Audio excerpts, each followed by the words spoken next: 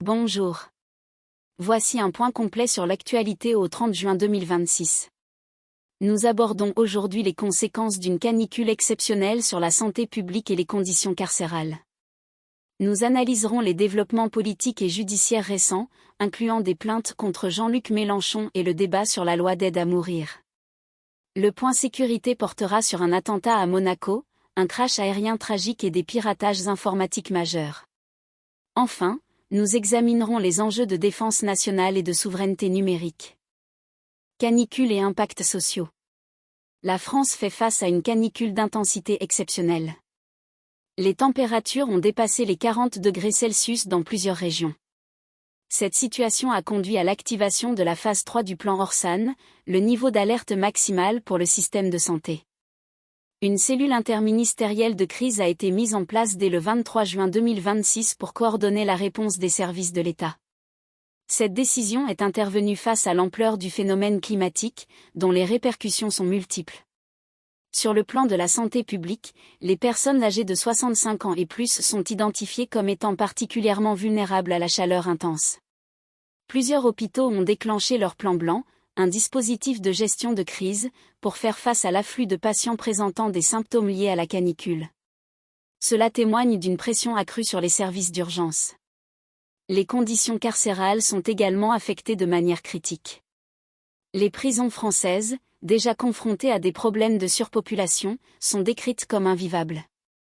Des températures atteignant 32 degrés Celsius ont été relevées dès le matin dans certaines maisons d'arrêt. Un détenu de la maison d'arrêt de Tours a témoigné, « C'est invivable. On étouffe ». Cette situation pose la question des conditions de détention dans le contexte de ces vagues de chaleur. L'économie et les loisirs ne sont pas épargnés par cette situation. La fréquentation des cinémas a explosé durant une période de 10 jours. Les salles climatisées ont servi de refuge pour la population cherchant à échapper à la chaleur. Cela illustre une modification des comportements sociaux induite par les conditions climatiques extrêmes. La canicule a donc des répercussions directes et mesurables sur le quotidien des Français, des structures sanitaires aux infrastructures d'enfermement, en passant par les activités de loisirs. Politique et affaires judiciaires. L'actualité politique et judiciaire est marquée par plusieurs développements significatifs. Sur le plan des soutiens politiques, Maud Bréjon, porte-parole du gouvernement, a publiquement annoncé soutenir la candidature d'Édouard Philippe. Cette déclaration inscrit un mouvement au sein de la majorité présidentielle pour les prochaines échéances. Un débat éthique majeur agite actuellement la sphère législative. La loi sur l'aide à mourir, dont l'examen est programmé pour le 15 juillet, suscite des discussions intenses. Dominique Régnier a déclaré « La loi sur l'aide à mourir réintroduit la peine de mort ». Cette comparaison souligne la polarisation des positions sur un texte considéré comme sociétalement sensible et aux implications profondes pour la société française. Sur le volet judiciaire, 3 victimes françaises des attentats du 7 octobre ont porté plainte contre Jean-Luc Mélenchon. Cette action en justice fait suite à des déclarations de l'homme politique et engage une procédure potentiellement lourde de conséquences. Ces plaintes mettent en lumière la portée des propos publics et leurs répercussions juridiques, surtout lorsqu'ils touchent à des événements tragiques.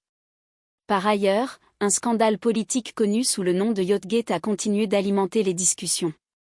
Manon Aubry a tenté de justifier sa participation à cet événement en affirmant voter chaque année pour plus d'impôts. Cette défense a pour objectif de contrer les accusations de décalage entre les discours politiques et les pratiques individuelles, questionnant la cohérence des positions publiques avec les faits. Ces affaires illustrent les tensions et les confrontations qui animent la vie politique et judiciaire française à cette date. Sécurité et cybermenaces. La sécurité nationale et les cybermenaces constituent un point de vigilance élevé. Un attentat s'est produit à Monaco, faisant 3 blessés dont 2 graves. Cet événement a été qualifié d'acte malveillant par les autorités. L'explosion, survenue vers 20h58, a spécifiquement visé l'oligarque ukrainien Vladimir Ermolaev et sa famille. Les faits indiquent qu'un colis piégé a été déposé au pied d'un immeuble. Le suspect impliqué dans cette attaque est toujours en fuite. Éric Ciotti, maire UDR de Nice, a réagi en déclarant « L'attentat commis ce soir est une tragédie qui frappe Monaco ». Ces événements rappellent la nécessité d'une vigilance constante aux frontières et dans les zones sensibles.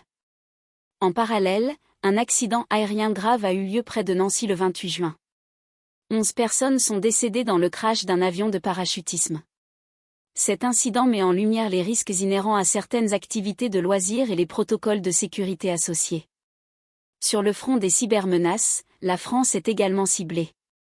Le ministère des Sports a confirmé le piratage de la plateforme Le Compte Asso, entraînant le vol de plus de 227 000 enregistrements de données. Cette violation compromet les informations personnelles de nombreux utilisateurs. De plus, la compagnie Air Corsica a également été victime d'un piratage, causant la fuite des données de plus de 12 000 personnes.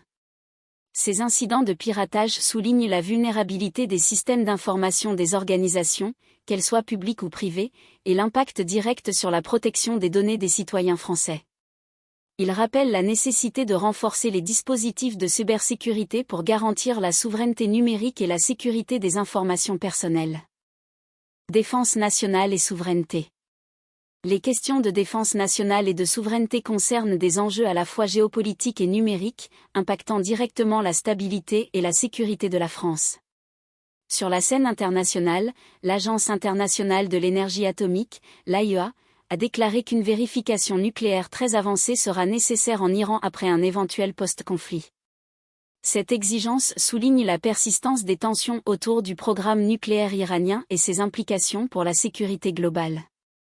La France, en tant que puissance nucléaire et membre permanent du Conseil de sécurité de l'ONU, est directement concernée par ces questions de prolifération. Sur le plan de la cybersécurité, le CERT-FR, le Centre gouvernemental de veille, d'alerte et de réponse aux attaques informatiques, observe une recrudescence d'attaques ciblant les comptes de messagerie instantanée. Cette menace numérique affecte la sécurité des communications, y compris celle des entités gouvernementales et des entreprises françaises. Elle représente un risque pour la souveraineté numérique du pays. Par ailleurs, de multiples vulnérabilités ont été découvertes dans le noyau Linux de Red Hat et dans les produits Atlassian, des composants logiciels utilisés dans de nombreuses infrastructures critiques. Ces failles constituent des portes d'entrée potentielles pour des acteurs malveillants, mettant en péril la résilience des systèmes français. Au-delà des frontières de l'Europe, les tensions en Russie sont également un point de surveillance. L'ex-soldat russe Alexander Lunin a été arrêté après avoir menacé le président Poutine d'une mutinerie militaire. Cet événement indique des fragilités internes au régime russe, avec des implications potentielles pour la stabilité régionale et internationale. En Ukraine, la guerre se poursuit. Une attaque russe sur Kiev a fait au moins 2 blessés tôt ce dimanche. Ces faits soulignent la persistance du conflit et ses conséquences humaines. Enfin, la France démontre son engagement international. La sécurité civile française est actuellement engagée au Venezuela après 2 séismes.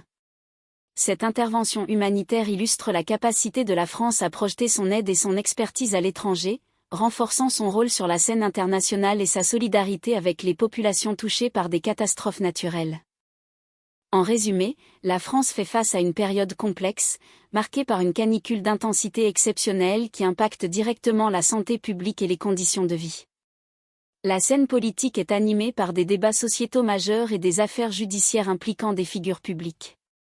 Sur le front de la sécurité, des attentats et des accidents tragiques côtoient une recrudescence des cyberattaques. Enfin, les enjeux de défense nationale et de souveraineté sont au cœur des préoccupations, avec des défis internationaux persistants et la nécessité de protéger notre infrastructure numérique.